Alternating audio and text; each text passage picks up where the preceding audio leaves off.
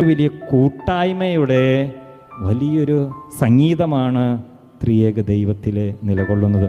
പിതാവ്, പുത്രൻ, പരിശുദ്ധാത്മാവ്, ത്രിയേക ദൈവം ഒറ്റക്കെട്ട്, വലിയൊരു കൂട്ടായ്മ.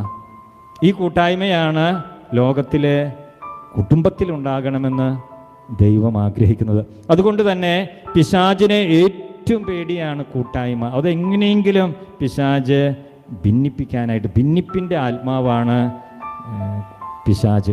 അപ്പോൾ കുടുംബത്തിലെ ചിലപ്പോൾ മാതാപിതാക്കളും മക്കൾ തമ്മിൽ ഭിന്നിപ്പുണ്ടാക്കാനായിട്ട് നേരിയമായ ഒരു അഭിപ്രായ വ്യത്യാസം, അല്ലെങ്കിൽ ദമ്പതികൾ തമ്മിൽ, ഇനി ഇടവകയിലേക്ക് വരുമ്പോൾ വികാരിയച്ഛനും കൈക്കാരന്മാർ തമ്മിൽ, അല്ലെങ്കിൽ വികാരിയച്ഛനും ഇടവകാംഗങ്ങളും തമ്മിൽ ഉണ്ടാകുന്ന കൂട്ടായ്മ എങ്ങനെയെങ്കിലുമൊക്കെയും ഇല്ലായ്മ ചെയ്യാനായിട്ട് പിശാച് പരിശ്രമിക്കും. കാരണം കൂട്ടായ്മയുള്ളിടത്ത് അത്ഭുതങ്ങൾ പ്രവർത്തിക്കാനായിട്ട് ദൈവത്തിന് സാധിക്കും.